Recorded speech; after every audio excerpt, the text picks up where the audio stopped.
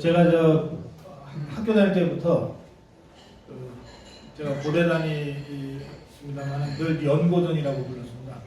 아니 그 적수를 존중해줘야지 이게 사내대장이지 이렇게. 일단 제 친구들하고 많이 싸웠는데 애들 뭐 그냥 동문 선배님들이라 생각하고 제가 오늘 편하게 말씀드릴 테니까 뭐든지 궁금한 거 있으시면 질문 주시면 제가 아주 구체적으로 답변드리겠습니다. 언제든지 질문거리 있으시면 아까 올라올 때 엘리베이터에서 만난 분께서 질문을 바로 하시던데 뭐 언제든 좋습니다. 그냥 시작하실 때부터 질문 시작하셔도 제가 하겠습니다. 시간이 지금 몇 시까지 제가 할 수 있는지 모르겠는데요. 몇 시까지입니까? 1시. 그럼 1시간이군요. 알겠습니다. 40분? 아니, 1시까지 좀 더 하셔도 됩니다. 네. 재미없으면 일찍 끝내고요.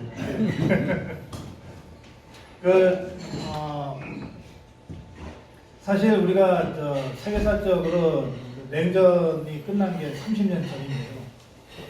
그런데 지금 한국은 그 냉전 진영 간 패싸움이 훨씬 더 지금 격렬하게 진행되고 있습니다. 그래서 아마 다들 지금 편치가 않으실 겁니다. 공격하는 쪽도 발 뻗고 못 잘 거예요. 오히려 감옥 가 있는 분들이 막 그래도 잠이라도 편하게 자지 않을까 싶은데요. 이게 우리가 6.25 전쟁 동족상잔이라고 하지만 수백만 명이 서로 죽고 죽이는 이 참혹한 경험을 집단적으로 한 이후에 아마 좌우 간, 진영 간 서로 이 패싸움 양상은 지난 2, 3년간이 그 다음으로 아마 심해집니다. 전직 대통령 2명, 100여 명에 달하는 장관급 인사들이 지금도 감옥에 가 있습니다.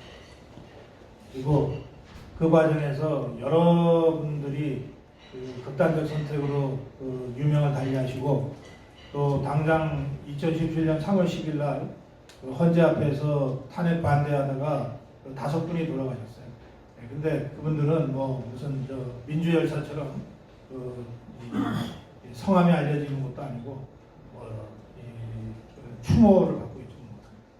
어떻게 돌아가셨는지도 지금 진상규명이 잘 안 된 상태로 이게 좀 숙제처럼 남아 있습니다. 하여튼 이런 상황입니다. 그래서 정치적으로 보면 양당 구조가 지난 70년간 한국 정치를 유지해 왔는데 이게 좋든 싫든 유지해 왔는데 그래서 많은 전문가들이 양당 구조 또 특히 양당의 패권적 정치 구조를 넘어서서 좀 다당제로 가야 된다. 그다음에 극단적인 양당이 아니라 중간지대에서 뭔가 제3세력이 나와야 된다고 하는 그 희망과 기대를 그동안 기회 있을 때마다 표출해 왔는데 적어도 내년 총선 또 3년 후 대선은 그런 희망과 기대는 일단 접어두는 것이 불가피하다 생각합니다. 훨씬 더 치열하게 이 진영 간 패거리 싸움이 진행되고 있기 때문에 제3지대, 제3세력, 무슨 다당제, 다원적 정치 세력 이런 게 들어설 여지가 없습니다.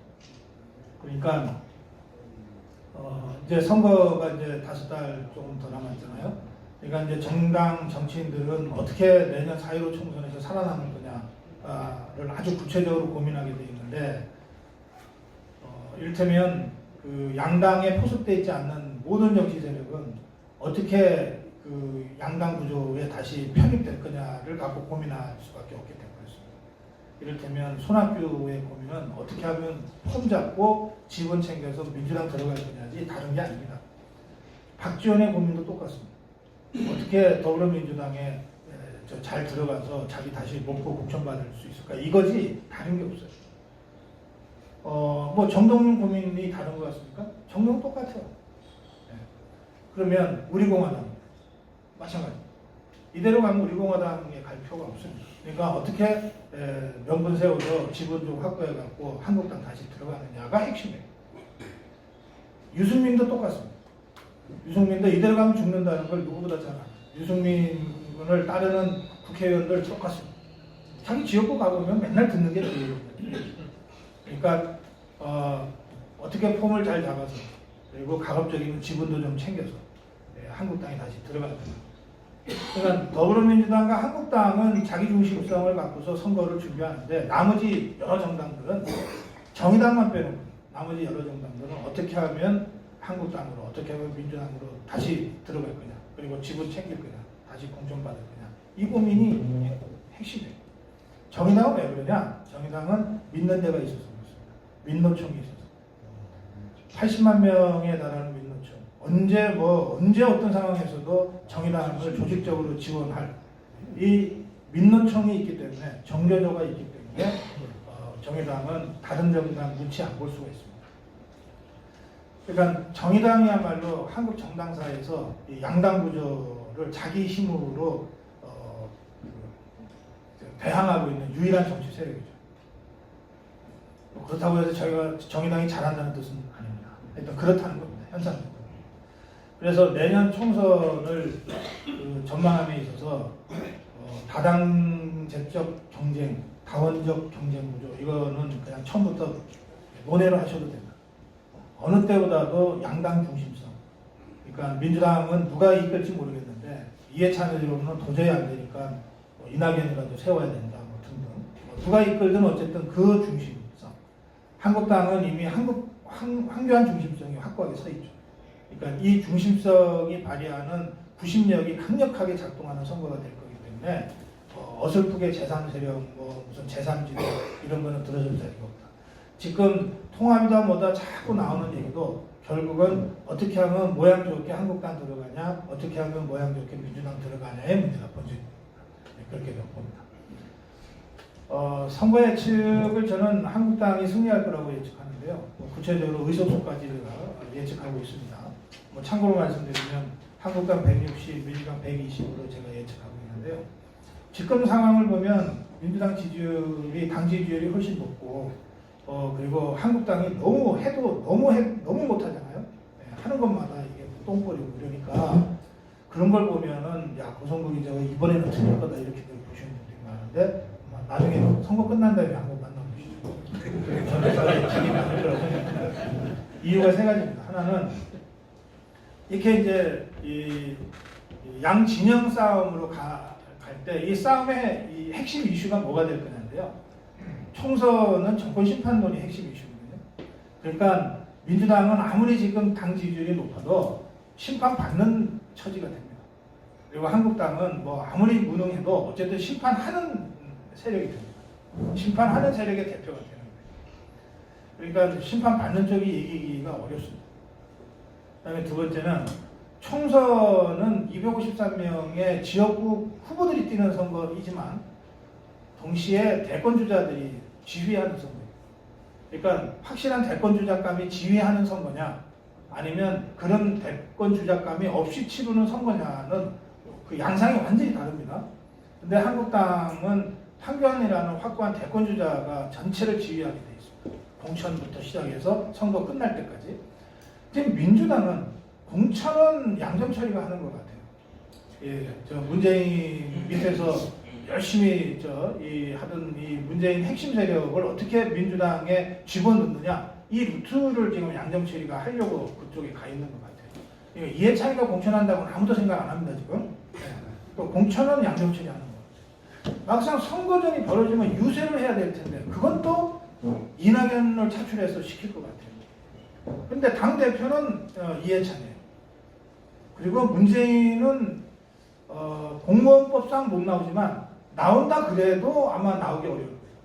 왜냐하면 지금 리얼미터나 갤럽의 여론조사로는 40%대지만 제가 체감하는 여론은 30%대고 내년 총선 앞둔 2월, 3월의 지지율은 20%대일 거라고 제가 예측하거든요. 그러면 이제 아무도 문재인과 찍은 사진을 선거 프로필에 쓰질 않습니다. 쓰라고 해도 안 써요. 근데 1년 반 전에 6.13 선거 때 그때 민주당 쪽에서 공천받는 사람은 예외 없이 문재인과 함께 찍은 사진, 심지어는 노무현과 함께 찍은 사진까지 다 자기 프로필에 썼습니다. 그리고 선거 포스터에도 다 썼어요. 그러니까 인기가 높으면 쓰지 말라 해도 쓰는 거예요. 근데 인기가 땅에 추락하면 아무리 써달라고 애원해도 그게 설사 대통령이라 하더라도 안 씁니다. 표에 도움이 안 되는데 왜 쓰겠어요? 심지어는 인형 만들어서 불태우기까지 하죠. 옛날에 YS가 그렇게 해서 불태워진 겁니다. 그러니까 저는 이대로 가면 민주당 쪽은 선거 전체를 지휘할 사람이 없는 선거를 치르게 될 가능성이 매우 높고, 그다음에 한국당은 황교안이라는 확고부동한 대권주자가 공천에서부터 선거 끝날 때까지 전국 유세를 포함해서 이렇게 선거를 치르게 될 거다. 이래야 바람을 불러일으킬 수 있거든요. 그다음에 이제 세 번째가 이게 제일 중요한 변수인데요. 세 번째가 공천혁명입니다. 인물 교체인데, 저는 이제 저들아 하라 그러면은 저는 한국당 109명 중에서 한 100명 날릴 겁니다. 저는 지금 다시 공천 달라고 손 내밀 염치가 있는 국회의원이 10손가락이 안 된다고 생각해요. 생각해 보세요. 네. 한 60명쯤은 집단적으로 배신하고 저 도망가서 딴살림했던 자들이고, 나머지 한 50명은 그것도 못 막은 무능한 속수무책으로 당한 집단들 아니에요. 그러니까 그 자들이 무슨 염치로 다시 한 번 더 기회를 주세요라고 할 수 있겠어요. 저는 자격 없다고 생각합니다. 그래서 그 중에 뒤늦게나마 깨닫고 지금이라도 열심히 하지 않으면 공천도 못 받겠다 싶어서 최근 들어서 열심히 하는 국회의원들이 좀 눈에 띕니다. 그런 정도를 건지면 되지. 나머지는 싹 사표받아야 된다고 생각합니다. 그래서 며칠 전에 무슨 영남 3선 이상 중진 용태 그거 김태흠 재선 의원이 얘기했는데 저 그거 잘못됐다고 생각해요. 109명 전부 다 사표를 받아야 된다. 다 사표 받고 그 중에 투쟁성이라든지 야당성 또 전문성 이런 거를 잘 살펴서 총선에 도움이 되고 대선에 도움이 될 것 같은 사람을 아주 엄격하게 몇 명만 다시 불러다 쓰는 방식으로 가야 된다. 그러면 그게 10명이나 될까 모르겠어요. 예. 이를테면 제가 대구 경북을 다녀보면요. 예? 대구 경북 지역에서 저 사람은 다시 공천 줘야 된다고 하는 사람도 하나 있어요. 네, 곽상도. 누구요? 곽상도. 네. 이유는 딱 간단해요. 문재인과 잘 싸우잖아. 네, 네, 그래서 자꾸 고소고발 당하잖아. 맞아요. 저런 친구는 다시 집어넣어야 돼. 문재인하고 싸우려면 이거예요. 그 사람이 뭐 옛날에 검사 시절에 뭘 했는지, 박근혜 정부 때 뭐 초기 민정수석을 하면서 뭘 잘했는지 못했는지 이런 거 안 따집니다. 국민들은 그냥 잘 싸우잖아. 지금 문재인하고 제일 용감하게 싸우잖아. 문다의 의혹을 조사해야 된다고 주장하잖아. 그래서 청와대로부터 저 고소고발만 한 10대 건 당했다는데 그런 사람 줘야지. 이런 거예요. 이게 민심이라고 저 생각합니다. 대구 경북에 한 명, 뭐 부산 경남에 가니까 아예 없어요. 그런 정도이기 때문에 한국당은 대대적인 그 인물 교체가 불가피한 상황입니다.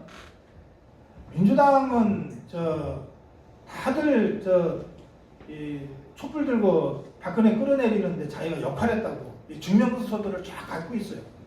온갖 인증샷에다가 뭐에다가 해갖고서 다들 공신록에 이름들을 올려놨어요. 그리고 박근혜 끌어내리는 데만 공을 세운 게 아니라 문재인 대통령 만드는 데도 공을 세웠다.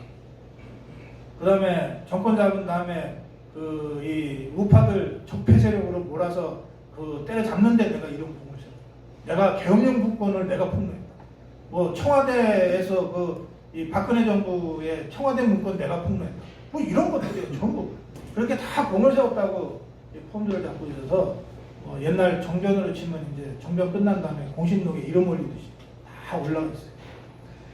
그러니까 누가 누구들은 나가라 마라 뭐 너는 좀 쉬어라 이렇게 얘기할 수 있는 처지들이 서로 아닌 거예요. 그런데도 어렵게 자리들을 만들고 있습니다. 뭐 진영이한테 장관 줄 테니까 불출마해라. 뭐 박영선이한테 당신 장관 줄 테니까 불출마해라. 이렇게 빈자리들 만들어 내고 있어요.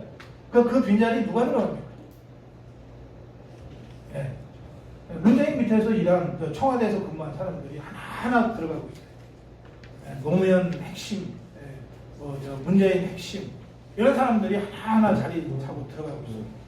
그래서 이 민주당은 나중에 이제 공천 다 한 다음에 자 우리가 현역 교체율 몇 %다 이러고 폼 잡으려고 할지 모르겠는데 있는데 그건 이제 그 사람들 생각이고 국민들 입장에서 볼 때는 민주당보다 더한 청와대 근무자들이 쫙 공천받고 가는 거 아니에요. 이 나라를 이렇게 망가뜨린 더 책임 있는 자들이 지금 새로운 인물이라고 영입돼서 공천받고 가는 거거든요. 네, 그래서 저는 민주당의 이 공천 무슨 교체, 인물 교체 이거는 이미 끝났다. 이미 잘못됐다. 네, 저 그렇게 생각합니다. 반면에 한국당은 다시 공천 줄 사람이 별로 없어요. 주고 싶어도 줄 사람이 별로 없어요. 그래서 저는 한 7, 80%의 현역 교체율이 불가피하다고 보지만 어쨌든 아무리 낮춰 잡아도 저는 절반 이상은 현역 교체가 이루어진다고 제가 믿습니다. 그러면 총선이라고 하는 게 국민들 입장에서는 4년에 한 번씩 좀 심부름식 대상을 좀 바꿔보는 거니까 어느 당이든 공천 인물 교체 많이 한 쪽에 일단 손을 들어주게 돼 있습니다. 그거는 역대 모든 총선이 그랬습니다. 네, 그러니까 이 세 가지 이유로 다시 말씀드릴게요. 민주당은 심판받는 선거, 한국당은 심판하는 선거, 그 다음에 한국당은 확고한 대권 주자가 전체 선거를 지휘할 선거, 민주당은 그런 사람이 없는 선거, 그 다음에 한국당은 인물 교체를 절반 이상을 할 선거, 민주당은 했다고 했는데 더 나쁘게 한 이런 공천, 이렇게 세 가지 요소를 갖고 선거를 치르게 되기 때문에 지금 정당 지지율이 민주당이 아무리 못하고 지금 한국당이 아무리 일을 못하고 지청구를 먹어도 총선은 한국당이 이긴다. 제가 그렇게 예측하는 겁니다. 그리고 이겨도 차이가 크게 이길 거다. 이렇게 예측하는 것이고요. 그 선거가 끝나면 바로 2년 후에 대선입니다. 그래서 내년 4.15 총선이 끝나고 약간 휴지기를 가진 다음에 이제 21대 국회가 6월부터 이제 가동이 돼서 정기국회를 한 번 치르게 되고 나면은 내년 12월이잖아요. 그때부터 곧바로 대선 국면으로 들어가는 겁니다. 네. 그러니까 내년 총선에서 만약에 제 예측대로 황교안이 이끄는 한국당이 압승을 한다면 그러면 황교안 대망론, 황교안 대세론이 그때부터 만들어지거든요. 그래서 대세론 대망론을 갖고 대선까지 갈 겁니다. 근데 제 예측대로이 틀리고 민주당이 어쨌든 이겼다. 그런데 이낙연을 전면에 내세워서 이겼다. 그러면 역으로 이낙연 대세론이 그때부터 만들어질 겁니다. 이낙연을 내세우지 않고 이길 경우에는 이 대권 정국은 오리무중으로 빠지죠. 그리고 이때 한국당은 졌다고 치면 그러면 황교안은 1차 대표에서 물러나서 일단 잠복하겠지만 그렇다고 해서 황교안 대신에 그러면 이제는 나다 이러고 나올 사람 이게 홍준표겠습니까? 오세훈이겠습니까? 김문수겠습니까? 아니면 김진태겠습니까? 별로 대안은 없다. 그렇게 되면 선거 양상에 따라 달라지겠지만 황교안의 재기는 그냥 예정되어 있는 것이다. 설사 총선에서 지더라. 그렇게 생각합니다. 한국 정치가 어떻게 갈 건가 이게 추상적으로 교과서적으로 얘기하면 재미가 없으니까 제가 이렇게 구체적으로 내년 총선 전망을 가지고 쭉 제가 설명을 드렸습니다. 질문이나 의견이 있으시면 제가 이제 선배님 말씀 좀 듣겠습니다. 예, 정영희 선생님. 마이크. 제가 이거 드릴까요? 아니 아니 저기 다른 거 있으신가요? 예. 그 마이크.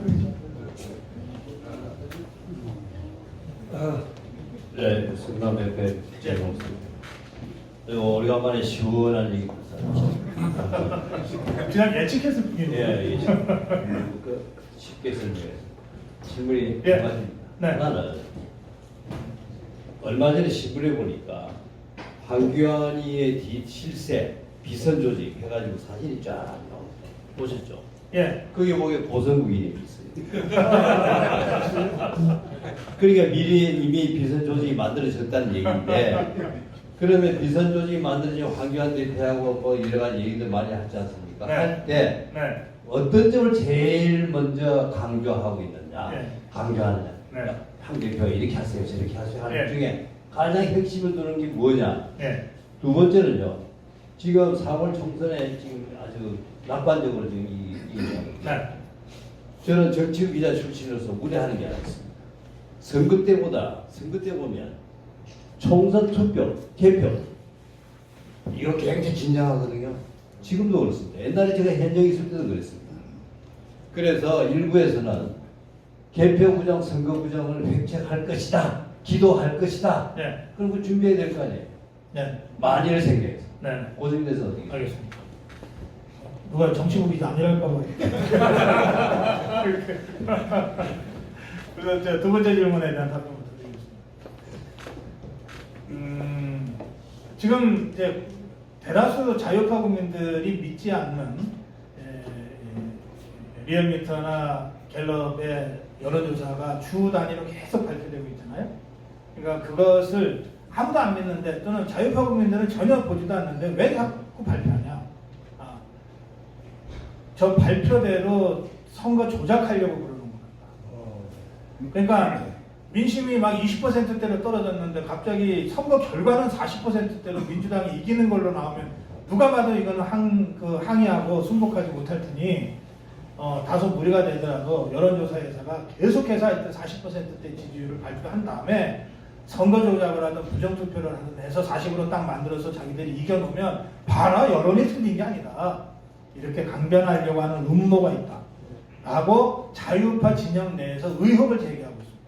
제가 그 주장을 한다는 뜻이 아니라 자유파 진영 안에서 그런 의혹을 제기하고 있습니다. 그렇다는 말씀을 드리고요. 이 선거 부정 문제는 야당 입장에서는 언제 어떤 선거를 치든 걱정하지 않을 수 없는 건데요. 그런데 진짜 이상한 일이 작년 지방선거와 재작년 2017년 대통령 선거 때 있었습니다. 뭐냐? 당시에 야당이 한국당이잖아요. 한국당이 부정투개표 감시 공면선거 활동을 거의 안 했어요. 맞아요. 거의 안 했어요. 맞습니다. 예. 왜냐면 어차피 질 거다라고 다들 패배주의에 빠져가요. 어차피 질 건데 뭐 감시해서 뭐하냐. 이래서 당의 공식 기구에서조차 공명선거 부정투개표 감시 활동을 안 해버려요. 그러니 어느 국민이 거기다가 대고 야 이거 선거 부정이다 얘기한들 한국당이 전혀 움직이지 않았으니까 자유우파 시민 입장에서는 한국당에다가 진정서 내고 조사하라고 할 수밖에 없는데 한국당이 아무것도 안 한 상태니까 그걸 제대로 받아서 뭘 이슈화할 수가 없게 됐거든요. 그래서 난 묻혀버렸어요. 근데 저는 이번은 다를 거라고 봅니다. 제가 계속 한국당이 이긴다고 그러니까 한국당도 진짜 이길지도 모른다고 생각을 좀 하는 것 같아요. 그래서 선거에서는 이기고 개표에서 지는 표도 당하는 이런 일은 막아야 되겠다는 생각들을 한국당 지도부와 국회의원들이 이제 많이 하게 됐습니다. 그래서 저는 세 가지 방식으로 부정 투개표를 감시해야 된다고 생각하는데 우선 한국당의 공식 조직이 움직여야 됩니다. 한국당의 공식 조직이 사전 운동, 사전 투표 날부터 해서 사전 투표하고 나면은 한 5박 6일 동안 투표함을 보관하거든요. 그 다음에 개편날 옮겨서 이제 하는데 그 투표함 계획, 그 보관하는 창고도 지켜야죠. 5박 6일 동안 도둑놈이 들어가서 바꿔치기 하나 지켜야 되잖아요. 그런 걸 당의 공식 조직이 해야 됩니다. 당의 공식 조직이 253개 지역구에 당의 공식 조직들이 적어도 30명에서 100명 단위로는 이게 만들어져야 돼요. 그다음에 두 번째는 자유파 시민사회단체들 중에서 공명선거 감시 활동을 적극적으로 벌이는 단체가 있습니다. 지금 저희가 회원이 굉장히 많이 모이고 있어요. 왜냐하면 이제 자유파 국민들은 다 부정선거에 대한 의혹, 전자개표와 사전선거 운동이 부정선거에 연결될 수도 있다고 하는 의혹을 다 공감하고 있기 때문에 그럼 나라도 나눠서 지켜야 되겠다. 그 시민단체의 이 전국 조직들이 한국당의 공식 조직과 결합해서 움직이게 될 겁니다. 그다음에 이제 제가 마지막으로 하는 것은요. 저희가 고선거TV가 리포터를 506명을 지금 모집하려고 하고 있는데요. 이 253개 지역이니까 선거구당 2명씩 하면 506명이에요. 그래서 저희 리포터들이 요새는 스마트폰 하나만 갖고 있으면 지금 저희가 이 스마트폰으로 녹화하거든요. 고선거TV. 저 스마트폰으로 생방송도 지금 할 수 있습니다. 예, 바로 가능합니다. 어렵지 않아요. 여러분들도 한 30분, 1시간만 배우시면 다 할 수 있습니다. 그래서 253개 지역구에 1인 2인 1조. 혼자서는 두들겨 맞고는 뺏기면 어떻게 방법이 없잖아요.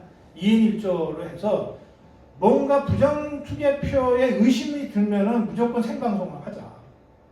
그래서 전 세계에 알려져. 그런 운동을 저희들이 지금 벌리고 있습니다. 그러니까 고정호 TV만 아니라 수백 개의 자유파 유튜브들이 아마도 투개표 감시에 적극 나설 겁니다. 그렇게 되면 뭐 저기 뭐 어디 뭐 경상남도 사천 뭐 무슨 저기 투표소 몇 투표소에서 무슨 이상한 일이 벌어졌다. 그게 실시간으로 전 세계에 알려지게 되는 거예요. 대한민국은 물론이고 그런 방식으로 이 1인 미디어를 적극적으로 결합합니다. 그래서 한국당 공식 조직, 시민사회단체, 유튜브 이 세 개가 결합해서 부정투개표 감시 활동을 적극적으로 하자. 그리고 이걸 하겠다고 큰 소리를 계속 쳐야 된다. 그래야 혹시 좌파들 중에서 이 부정투개표를 계획하고 음모를 짜고 있는 집단이 있을 수도 있잖아요. 저 이 방송 듣고 그 음모 포기하라 이렇게 제가 지금 경고하려고 계속해서 제가 떠들 겁니다. 앞으로도. 그 다음에 그 첫 번째 질문하신 것은 이렇습니다. 선배, 그게 이제 제 사진까지 이렇게 그 그림에 났잖아요. 그 정도 내려면은 저한테 전화 한 통화는 해서 위선 실권이 아니냐, 측근이냐 아니냐 물어보는 거는 기본 아니에요? 전 전화 한 통화 안 받았어요. 어느 날 보니까 신문에 제 얼굴이 났더라고요. 저는 저 황교안 대표하고 고등학교 친구인데요. 정치적으로는 아무 관계도 아닙니다. 저는 황교안 대표의 무슨 캠프에 몸을 담은 적도 없고, 그리고 지금도 측근 비선으로 무슨 정치적 조언을 하는 관계도 아닙니다. 우선 두어 달에 한 번 친구 사이니까 또 같은 판에 있잖아요. 황교안 대표 정치판에 저는 정치평론가 있으니까 한 두어 달에 한 번 그냥 차 마시는 정도도 안 하면은 진짜 친구가 아니라 그럴까봐 그거는 합니다.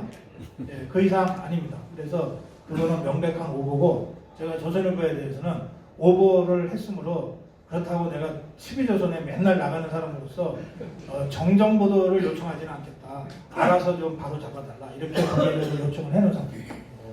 자, 그리고 그런데 뭐 한 두어 달에 한 번 만나긴 하니까 한 번도 안 만났다 이건 거짓말이니까 두어 달에 한 번 만납니다. 제가 그 황교안 대표한테 하는 말은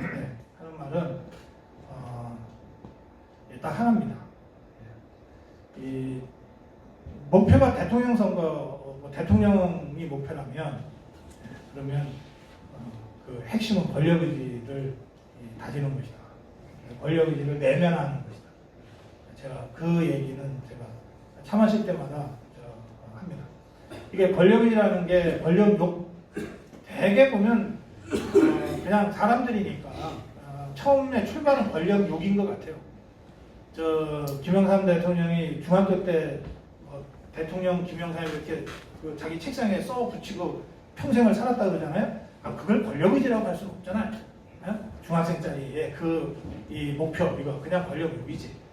그런데 한 40여 년간의 그 의회정치 지도자 활동을 하면서 초기에 권력욕이 어떤 형태로든 좀 승화돼서 이른바 권력의지라고 하는 것으로 저는 이 업그레이드가 됐을 거라고 제가 짐작합니다. 그러니까 처음부터 권력의지, 공적의지인 권력의지로 딱 무장돼서 태어난 사람은 없어요. 권력의지로 자기 자신을 당금질하는 것이고, 권력의지가 강화되면 될수록 삭된 것들이 빠져나가거든요. 그러니까 내가 왜 정치를 하는가라고 하는 아주 근원적 질문을 계속 다시 던질 수밖에 없거든요. 그러니까 저는 황교안 대표가 평생 공직 생활을 했다 하더라도 제가 지금 말씀드리는 의미의 권력의지는 그동안 별로 당금질 해본 경험이 없다. 그리고 그럴 필요도 객관적으로 없었다. 그런데 이제 정치판에 들어왔으니 국회의원이 목적이라면 제가 굳이 이런 얘기 안 하겠는데, 대통령이 목표라면 그렇다면 권력의지를 어떻게 승화시켜낼 거냐, 또 내면화시켜낼 거냐가 핵심이다.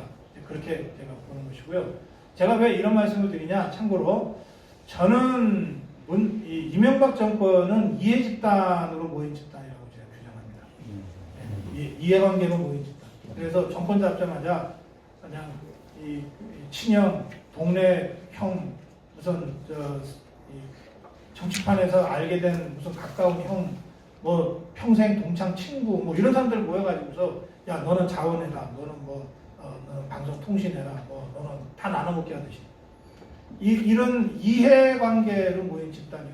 이렇게 생각합니다. 그래서 그냥 권력이 없어지니까 그냥 거미가 흩어지듯이 그냥 싹 없어져 버렸어요. 박근혜 정권은 그 사적 의리로 모인 집단이었다 이렇게 생각합니다. 근데 이 사적 의리도 박근혜와의 사적 의리뿐만 아니라 박정희와의 사적 의리까지 켜켜이 수십 년 사적 의리로 모인 집단이에요. 그러니까 이른바 박근혜 대통령의 이 임명 수첩에는 그런 사적 의리들이 쫙 기록되어 있었을 거예요. 아버지 때 이 사람의 아버지가 뭘 했는데 뭐 이런 식으로. 그리고 내가 어릴 때 봤던 누군데 뭐 이런 식으로. 그래서 무너지니까 그냥 의리관계만 좀 남고 나머지는 없어지는 거예요. 반면에 그 노무현 문재인은 이게 이념으로 뭉친 집단이죠. 이념으로 뭉쳤기 때문에 문재인이 무너져도 노무현이 무너져도 노무현의 가치라고 하는 걸 이 사람들이 어쨌든 들고 나와서 다시 권토중내 문재인을 다시 세울 수 있었던 거예요. 지금 이명박의 가치를 얘기하는 자유우파가 있습니까? 박근혜의 가치를 얘기하는 자유우파가 있습니까? 없어요.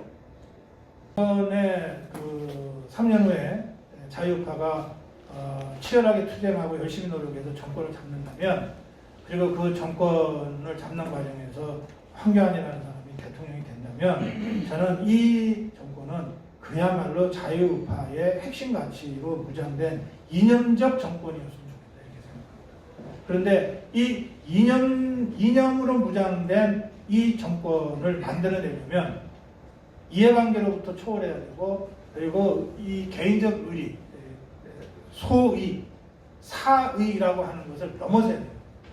그러니까 저는 그것이 이 권력의지의 내면화라고 표현되는 과정이다 이렇게 생각해서 제가 황교안 대표하고 그저 한 두어 달에 한 번 차 마실 때마다 제가 그 권력의지를 내면화하는 것이 얼마나 중요한가라고 하는 것을 몇 번 얘기한 적은 있습니다. 네.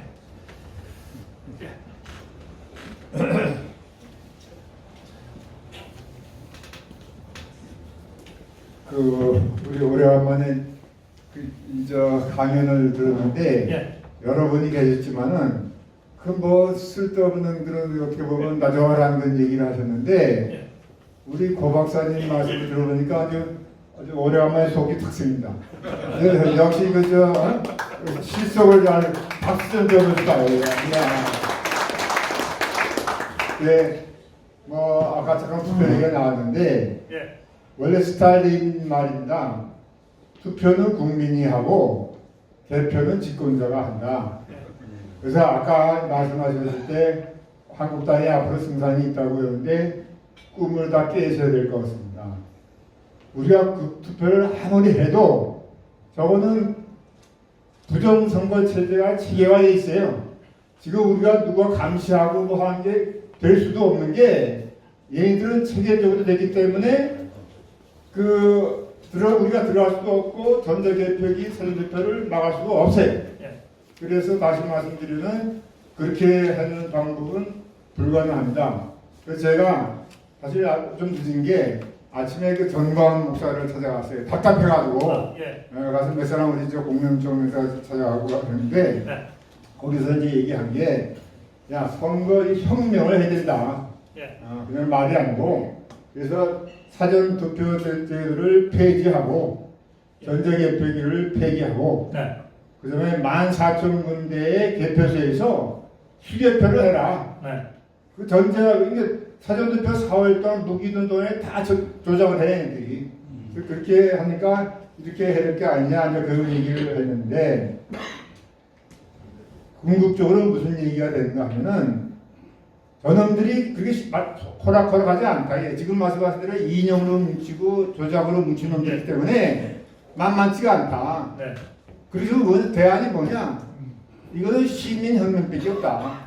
그래서 문재인하고 좌파를 뒤집어 엎지어서는 해답이 안 나올 거다. 그런 얘기가 결론으로 나왔습니다. 어떻게 생각하십니까? 예. 이게 답답한 게요. 이 사전투표나 전자개표 도입된 게 이명박 정부입니다. 그러니까 이 노무현 이 열린우리당이 대통령 초기에 그러니까 지속적으로 요구를 했지만 제 말씀은 뭐냐면 보수 정권이 그걸 받아들여요. 받은 게 그러니까 무슨 생각으로 멍청이들이 예, 했어요. 이명박 박근혜 정권이 그걸 받아들였는지 지금 생각해도 참 답답해요. 자,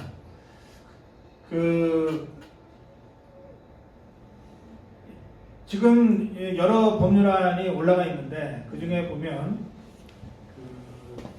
전자 개표 후 수검표 의무화 법안이라는 게 있습니다. 있습니다. 예, 그건 이제 네, 이현주가 맞습니다. 발의했습니다. 네. 그러니까 지금 할 수 있는 최대치가 그겁니다. 지금 이 의석수가 뭐 3분의 저기 절반도 안 되는 한국당이 그 좌파들이 잔뜩 이익을 보는 이 선거제도 있잖아요. 사전투표와 선거 연령이나 그리고 이 전자개표를 바꾸자고 아무리 주장을 해도 이게 법적으로 고쳐질 가능성이 하나도 없어요. 그러니까 지금 상태에서는 일단 전자개표 후 수검표 의무화라도 하자라고 주장하는 거가 합법적인 그 의회 정치 안에서 할 수 있는 최고 수준의 요구입니다. 네. 근데 이거를 이현주가 발의를 해놓으니까 한국당이 힘을 안 치거든요. 그래서 제가 한국당한테 계속 요청합니다. 이현주가 발의했냐 안 했냐가 중요한 게 아니다. 실제로 이 전자개표 후 수검표 의무화라고 하는 것은 좌파들의 있을지도 모르는, 혹시 있을지도 모르는 좌파들의 이 수개표 조작에 대한 이 사전 경고의 의미가 있기 때문에 이건 한국당의 의제로 받아들여야 된다. 제가 계속 그렇게 설득하고 있습니다. 저는 제 예측대로 되면 21대 국회가 제일 먼저 손봐야 될 게 바로 이거라고 생각합니다. 전자개표와 사전투표를 이틀시키는 거, 이거를 제일 먼저 손을 봐야 된다. 이거 법을 고쳐야 되는 문제지 우리가 거부한다고 되는 문제는 아니다. 이렇게 생각하고요.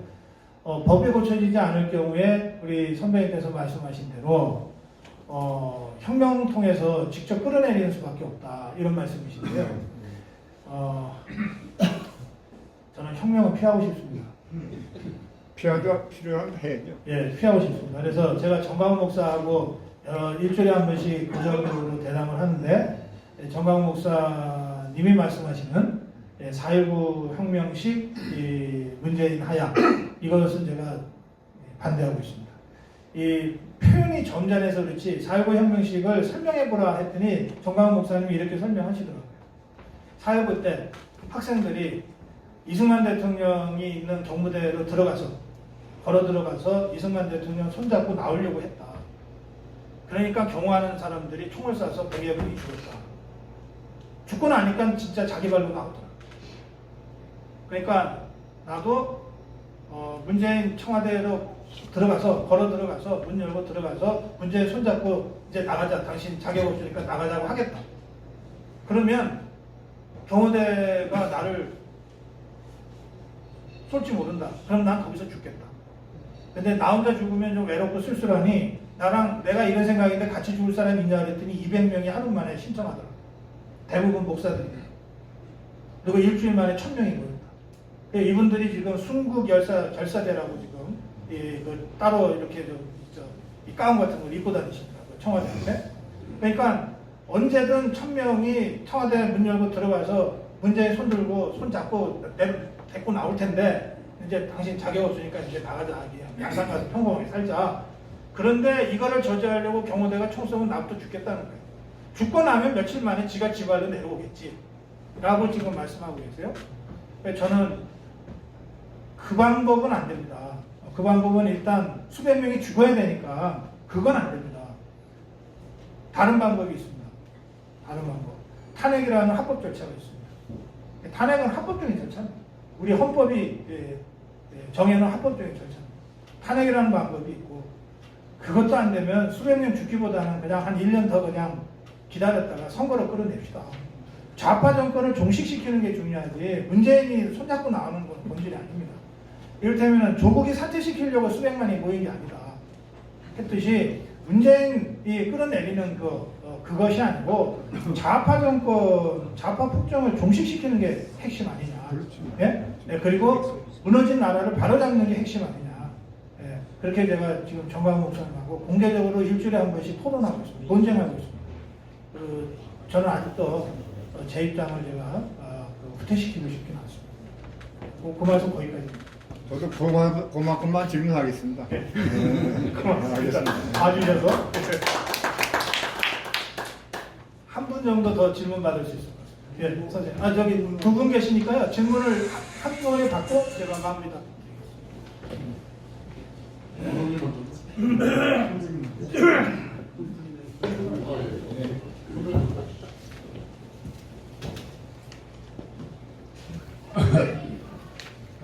정치 말씀은 잘 들었습니다. 좀 다른 얘기인데 네. 세간에 예. 관심들이 많은 사건이 있어요. 혹시 아시면은 간단하게 설명해 주세요. 정치 분야는 아닙니다. 예. 최근 2명의 귀순자가 국송됐습니다. 예. 이거에 대해서 말이 많아요. 네.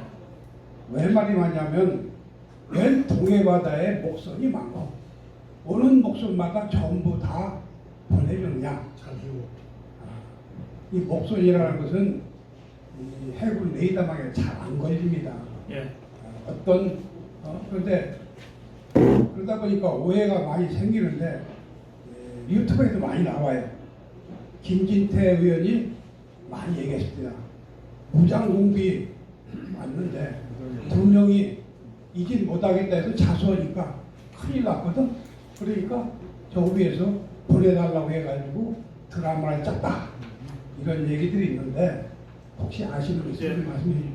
두 번째, 유재수 사건이 지금 세간을 긴장시키고 있습니다. 아시다시피 동부지검에서 속도를 내고 있습니다. 이 유재수 사건은 아시다시피 특검 중에 돌연 특검이 중지된 사건입니다. 그러면 그 당시 조국이가 민정부 수석으로 있었는데 특검을 누가 중지시켰느냐는 예. 얘기가 회자입니다. 네. 세 번째는 이 한박도 사건입니다. 네. 휴전협정 이후에 계속 조용하던 한박도가 오늘 갑자기 북한의 군사기지로 화했습니다. 혹시 아시는 거 있으면 뭐 하여튼 전문 분야가 아니니까 모르신다면 뭐 말씀 안 해주셔도 좋고 요게 좀 궁금해서 알겠습니다. 또 밥도 먹어야 되니까 알겠습니다. 그리고 마저 질문 받겠습니다. 선배님. 저는 정치적인데요. 예. 아까 이제 청순에서 물갈이를 하겠다고 그랬는데 네. 그 결과는 충분히 이제 우리가 참 바람직하다고 봐지는데 네. 실제 고양이 목에 방울 달기식의 예. 결과만 나오지 않을까 하는 우려가 생기거든요. 예. 그 실제 총선에서 공천을 받지 못한 현 정치인들이 또 여러 가지 다른 또 부작용을 일으킬 수도 있지 않느냐. 네. 그 부분에 대한 견해를 알겠습니다. 듣고 싶습니다. 예, 알겠습니다. 예. 뭐 하여튼 시간은 별로 없지만 짧게라도 말씀드리겠습니다. 한박도는 9.19 군사 합의를 북한이 위반한 겁니다. 한박도가 행정구역상 북한 NLL 지역에 있다고 지금 우리 정부, 문재인 정부가 유권에서 그렇게 하고 있는데 그렇다 하더라도 9.19 군사 합의 위반이 변하는 건 아닙니다. 예. 그리고 그 점에 대해서 한마디 항의도 하지 않고 오히려 저쪽에서 한 것이 군사시설이 아니고 이 상선들이나 어선들을 보호하기 위한 민간시설이라고 친절하게 북한을 대변해서 설명해주고 있는 문재인 정부야말로 이게 여적죄에 적용을 받아 마땅한 집단이다 저는 그렇게 생각합니다. 그거는 명백하게 군사시설이고요. 그리고 그 북한이 한박도뿐만 아니라 모든 지역에 그 군사시설을 지화한 지는 벌써 수십 년이고 그건 김일성 때부터 6.25 때 그 미군 공습으로 거의 초토화된 그 경험 때문에 김일성이 60년대부터 모든 군사시설의 지화를 해왔고 그 속에 지금 있는 것이고 그다음에 특히 이제 우리 수도권을 위협하는 그 장사정포는 거의 대부분 이 산사면의 북쪽 지역에 동굴을 파고 들어가 있거든요. 그러니까 우리 쪽에서는 아예 보이지가 않게 되어 있습니다. 예, 그리고 폭격을 해도 우리가 가서 이쪽으로 폭격을 하면 이 산사면의 저 북쪽을 향해서 문 열고 있는 이 장사정포를 때리기가 어려워요. 예, 그럴 정도로 치밀하게 50년 이상 지어온 그 북한이 지금 한박도에 군사시설을 설치한 것 자체가 9.19 위반이고 지금 보이는 건 우리 쪽을 향해서 보이는 뭐 북한 초소나 뭐 레이더 시설 정도인데 한박도 저쪽에 뭐가 있는지 지금 우리는 확인할 수가 없습니다. 네, 그런 점에서 한박도 문제를 무슨 우리 행정부처의 행정 그 지적상의 무슨 오기 이런 정도로 자꾸 문제를 전혀 다르게 지금 보고 있는 이 문재인 정부의 설명은 납득이 없다 이런 말씀드리고요. 그 다음에 이번에 강제국성 의혹 사건은요, 세 가지 점에서 아주 심각한 겁니다. 첫째, 그 사건 사실관계가 15m짜리 목선에 그러니까는 19명이 탄 셈이죠. 16이 죽었고 3이 죽였다니까 19이 15m짜리 어선에 그것도 오징어 자리에 탔다? 이게 상식적으로 말이 되는 거야. 19명이 누워서 잘 수도 없는 공간인데. 그런데 오선이라고 하는 건 잘 아시겠지만 사람이 자고 생활하는 것보다는 잡은 물고기를 보관하는 창고가 더 큰 거거든요. 그러니까 적어도 오징어 잡이 배라면 오징어 쌓아놔야 될 공간을 먼저 확보해 놓고 사람을 태워주는 건데 물리적으로 불가능하다는 게 그냥 어민 쪽 아는 사람들은 다 누구나 다 얘기합니다. 그 다음에 아무리 심야에 차례차례 죽였다고 하지만 16명이 부르는 대로 추석 부르는 대로 나가서 그냥 죽고 바다에 빠지고 계속 했다는 거 아닙니까? 이게 말이 되는 얘기입니다. 그 다음에 이 2명이 지금 온 몸에 전혀 상처 하나 없었다는 거거든요. 그러면 그 16명은 그야말로 그냥 가서 머리 내밀고 그냥 때리면 맞고 떨어지고 계속 이렇게 했다는 건데 한 사람도 저항하지 않았다는 거예요. 우리 정부의 공식 발표에 따르면 그렇다. 그래서 상식으로는 전혀 이해할 수 없는 사건 구성입니다. 네, 그런 것이고 그다음에 이 이야기도 우연히 포착된 그 김육은 국가안보실 1차장의 스마트폰의 문자 때문에 이 사람들이 긋고 몇 시간 후에 설명을 한 거거든요. 그러니까 이 사람들이 그 문자가 포착되지 않았다면 설명했을 리가 없다. 이렇게 이제 우리가 합리적 의심을 갖는 것이고요. 예, 사실관계가 너무나 많이 다르고 그 다음에 납득할 수 없고 다르다기보다 우리가 알고 있는 사실은 없으니까요. 그 다음에 3일 만에 이 사람들을 살인 혐의를 한 것으로 단정 짓고 보낸 건데요. 그래서 우리가 난민으로 받아들일 수 없다고 한 것인데 보통 합신조가 귀순한 사람을 조사하는데도 이 사람이 진짜 귀순인지 간첩인데 위장 귀순한 것인지 또는 귀순은 했는데 이 사람 귀순이 순수한 그 정치적 이유인지 아니면 어디 살인하고 도망간 것인지 이런 것들을 조사를 하는데 한 사람의 귀순자를 조사하는데도 최소한 일주일은 걸린다고 합니다. 이 합동신문에 참여했던 전문가들의 얘기가 그렇습니다. 왜 그렇게 시간이 많이 걸리냐? 어디서 왔냐? 그러면 이제 원산 어디서 왔다. 그러면 원산에 이미 탈북한 사람 중에 원산 그 동네에 사는 사람을 연락을 해서 그 동네에 큰 나무는 어디에 있고 국민학교 앞에 뭐가 있고를 다 확인한 다음에 그 사람한테 다시 확인을 해서 실제 이 사람이 원산에 그 동네에서 왔는지를 확인을 해야 이게 이 사람이 어디서 왔다는 팩터가 확인이 됩니다. 그러니까 그런 식으로 이 사람의 진술의 모든 것을 그렇게 크로스 체킹을 해야 이 사람이 진짜 귀순인지 위장 귀순인지가 확인될 수 있고 이렇다는 거거든요. 그러니까 그래서 시간이 많이 걸리는 거예요. 그럼 이게 두 사람이고 16명을 죽였는데 3일 만에 그게 다 확인이 돼서 보냈다는 거 아니에요. 이건 물리적으로 불가능합니다. 그래서 합리적 의심은 북한이 이들이 우리 어민 16명을 죽이고 도망간 살인자니까 보내라고 북한으로부터 먼저 연락을 받고 거기에 맞췄거나 아니면 이게 뭔지 잘 모르니까 북한에다가 이런 사람들이 왔는데 누군지 아세요? 물어봐 가지고 설명을 했거나 일걸 가능성이 많다. 이게 합리적인 의심으로 제기되고 있는 겁니다. 참고로 말씀드리면 북한은 이제 우리 지금 3만 명 정도의 탈북민이 있습니다. 단 한 명에 대해서 3만 명 중에 단 한 명에 대해서도 북한이 우리가 이 인권 탄압하는 바람에 저 사람이 자유를 찾아서 갔다고 인정한 적이 없습니다. 북한은 이 3만 명 모두에 대해서 살인을 저질렀거나 도둑질을 했거나 불륜을 했거나 뭔가 하여튼 이런 죄로 북한에서 도저히 살 수 없는 파렴치한 범죄자라서 살기 위해서 도망갔다고 3만 명 모두에 대해서 그동안 설명해 왔습니다. 그러니까 이 두 사람에 대해서 16명을 죽인 희대의 살인자라고 북한이 설명을 만약에 했다면 그거는 지난 수십 년 동안 3만 명의 탈북자에 대해서 했던 설명과 똑같은 설명을 이번에도 한 겁니다.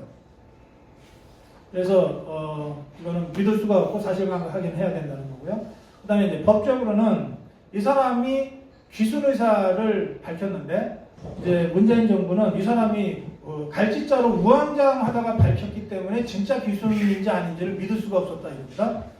그런데 이 난민이나 이 귀순과 관련된 업무에 종사하는 사람들은 한결같이 이렇게 얘기합니다. 귀순이라고 하는 것은 자기 목숨을 걸고 하는 것이고 자기 가족이 다 걸려있는 문제이기 때문에 마지막까지 할까 말까를 망설인다는 거예요. 집에서 떠날 때 확고하게 귀순하겠다고 남쪽으로 가겠다고 결심을 하고 온 사람도 막상 이제 현장에서 막 NLL을 넘어서 한국 땅에 들어섰을 때 또는 한국의 해경이나 경찰한테 이제 체포가 됐을 때 내가 여기서 지금이라도 나 잘못 왔다 보내달라고 해서 가족을 도와야 되지 않냐 라고 하는 그 상황에서도 마지막 고민을 하게 된다는 거예요. 그러다가 마지막으로 나 귀순하겠다 이렇게 한다는 거예요. 그러니까 이 최종적 귀순 의사를 밝히기 전까지 이 사람이 수백 번 거짓을 했다 하더라도 그것 때문에 귀순 의사를 의심해서는 안 된다는 거예요. 그런데 문재인 정부는 이 사람이 올라그러다가 도망갔다가 그래서 이틀 동안이나 추적했다고 그러고 잡혔는데도 귀순 의사를 바로 안 밝혔다가 마지막에 밝히는 바람에 귀순인지 아닌지 우리가 의심이 됐다 이렇게 설명하거든요. 뭐 이런 설명이 다 있냐. 그 다음에 일단 이 사람이 어느 시점에선가 밝혔다면 이 사람은 귀순한 사람이고 귀순한 순간 대한민국 국민이랍니다. 이게 대한민국 헌법 체계상 그렇게 돼 있다는 겁니다. 대한민국은 한반도하고 부속도서라고 그곳에 사는 모든 동포는 대한민국 국민이다 이렇게 돼 있습니다. 불법적으로 점유되어 있는 북한 지역에 불법적인 반국가 단체인 김정은의 통치를 받고 있는 동안에는 대한민국 국민으로서의 시민권을 행사할 수 없지만 일단 그 길을 탈출해서 대한민국 땅에 넘어온 순간 그리고 나 북한이 싫어서 탈출했다라고 이 사람이 입으로 한마디 하는 순간 이 사람은 대한민국 헌법이 규정하는 대한민국 국민이다. 대한민국 국민을 반국가 단체한테 어떻게 절차 없이 넘기냐. 이게 정부냐. 이게 나라냐. 그 다음에 세 번째, 북한이 그 사람들을 보냈을 때 그동안의 수많은 사례에서 우리가 99.99%의 정확도를 갖고 예측할 수 있는 것은 이 사람들을 고문하고 사형시키는 겁니다. 그런데 우리가 가입해 있는 유엔 고문 방지 협약에는 고문의 가능성이 있을 때는 설사 흉악범이라도 신병을 인수하면 안 된다고 되어 있어요. 우리 정부가 가입해서 사인한 조약입니다. 우리가 문재인 정부가 그 조약을 명백하게 공개적으로 어긴 겁니다. 그래서 수많은 유엔의 기구와 인권단체들이 항의 성명을 발표하고 있는 상황입니다. 그 다음에 마지막으로 이 사건과 관련해서 짚어야 될 것은 JSA 중령 따위가 청와대에 있는 안보실 1차장한테 어떻게 직접 문자로 보고할 수 있느냐. 제가 뭐 중령을 제가 폄하하는 것은 아닙니다. JSA 중령은 이게 미군 유엔군 산하에 있는 부대이기 때문에 유엔군의 지휘를 받습니다. 그러면서 아마도 군정은 한국군의 지휘를 받을지 모릅니다. 군령은 유엔군 사령관의 지휘를 받고 군정은 한국군 소속이니까 한국군의 지휘를 받죠. 이게 군정이 아니라 군령과 관련된 거 아닙니까? 북한의 난민 또는 무슨 귀순자 2명을 판문점을 통해서 송환하는데 그 관할의 책임자가 하는 행동이라면 이게 일반적인 군 행정상의 문제가 아니라 군 작전과 관련된 군령 아닙니까? 유엔군 사령부를 통해서 무슨 한국군 사령부로 연락이 되고 그것이 필요에 따라서 한국군 사령부가 청와대에 안보실하고 의논을 하고 하는 절차를 밟아야지 어떻게 JSA 대대장이 직접 청와대 안보 1차장한테 직접 전화로 무슨 보고하듯이 할 수가 있냐는 이건 완전히 군이 무너져 내립니다. 군이라고 하는 게 여러분들이 너무 잘 아시겠지만 명령 계통이 무너지면 군 무너진 거죠. 저는 이번 강제 북송 사건이 이 세 가지 점에서 우선 사실관계, 그 다음에 이 법리적인 문제, 그 다음에 군 지휘 계통이 완전히 무너져 내렸다고 하는 이 세 가지 점에서 매우 심각한 사건이다. 그래서 앞으로 한국 땅이 이 문제는 정말 국정조사령을 발동해서라도 이거는 끝까지 추적해서 사실관계 확인을 해야 되는 사건이다. 네, 제가 그렇게 생각합니다. 시간이 넘어가서 이 두 가지만 공천 말씀을 제가 드리면 공심위원장이 중요합니다. 이게 저 황교안 대표가 직접 공천 심사위원장을 할 수는 없어요. 누군가를 세워서 공천 심사위원장을 맡겨서 이 공천 심사위원장이 공천혁명을 이제 주도하게 되는 건데, 저는 이 공천 심사위원장의 자격 요건이 세 가지가 있다 이렇게 생각합니다. 첫째는요, 자 지금은 한국당에 무슨 뉴스가 나면은 모든 정치부 기자들이 다 황교안 대표를 쫓아갑니다. 그 다음에 안 되면 나경원 원내대표 쫓아갑니다. 그런데 어느 날 공심위원장이 발표가 됐어요. 그러면 정치부 기자라면 황교안 대표, 나경원 원내대표 안 갑니다.